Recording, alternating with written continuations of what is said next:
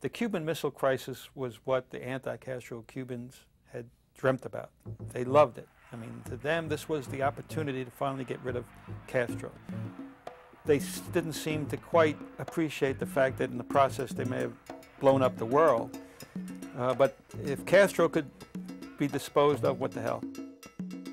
The pressures to invade Cuba were persistent and intense. The anti-Castro Cubans wanted to reclaim their land. The radical right wanted to destroy communism.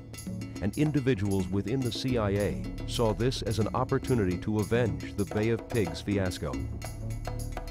But the most influential voices for invasion were the members of the Joint Chiefs of Staff, many of them proud of their right-wing viewpoints and each of them empowered to argue their case before Kennedy.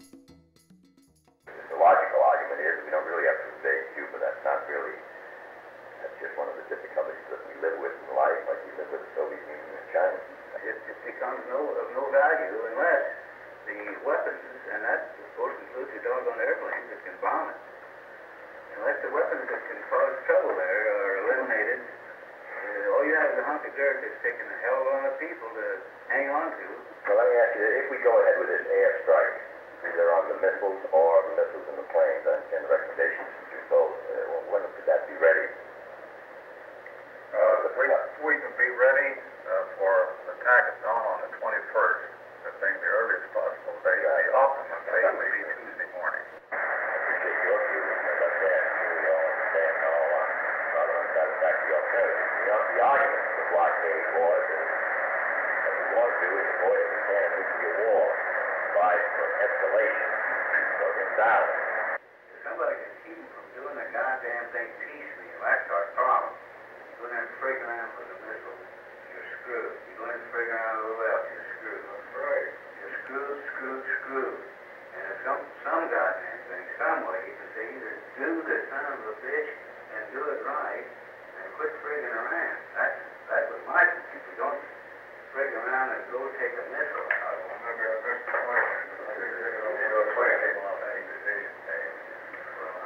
Well, I wasn't intention. It's a goddamn if you want to do it. You can't fiddle around with taking out missiles. You can't fiddle around with hitting the missile sites and then hitting the SAM sites. And you've got to go in and take out the goddamn thing that's going to stop you from doing your job.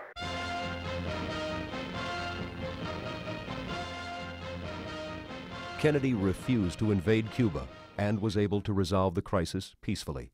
In doing so, Kennedy stood up to Khrushchev, but he also stood up against the radical right and the Joint Chiefs of Staff. I have today been informed by Chairman Khrushchev that all of the IL-28 bombers now in Cuba will be withdrawn in 30 days. He also agrees that these planes can be observed and counted as they leave. Inasmuch as this goes a long way towards reducing the danger which faced this hemisphere 4 weeks ago, I have this afternoon instructed the Secretary of Defense to lift our naval quarantine. But there were moments at the end of the Cuban Missile Crisis when some members of the Joint Chiefs had been hoping for an order to invade Cuba. Were very furious that Kennedy had resolved this crisis peacefully. And they felt a great opportunity had been lost to invade Cuba, to test out new weapons, to get rid of Castro, and so on.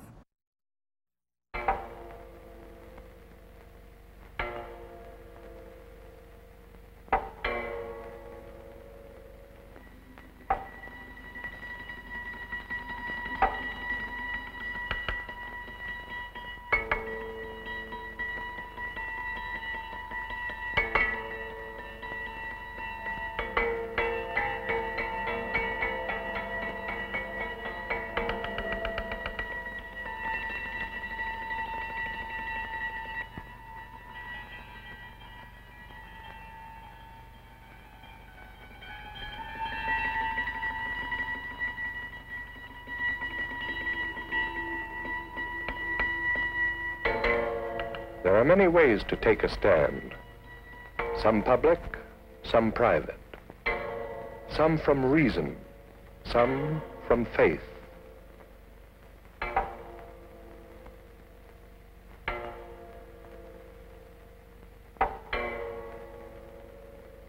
If we are numb to the language of words, we must speak in the language of faces.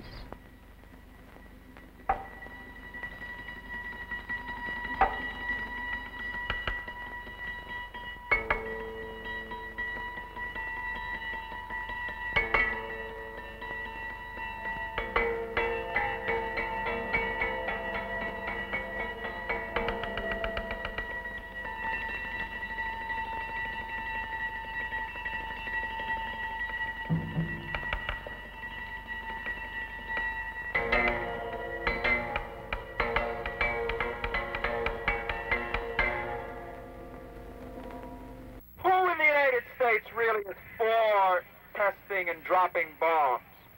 Who? The people? No, just isn't so. The newspapers, some of them are, the politicians are, but not the people. I don't think anyone in their right mind could hope for a nuclear war. I think both sides realize that it would be the destruction of their countries and probably of the rest of humanity.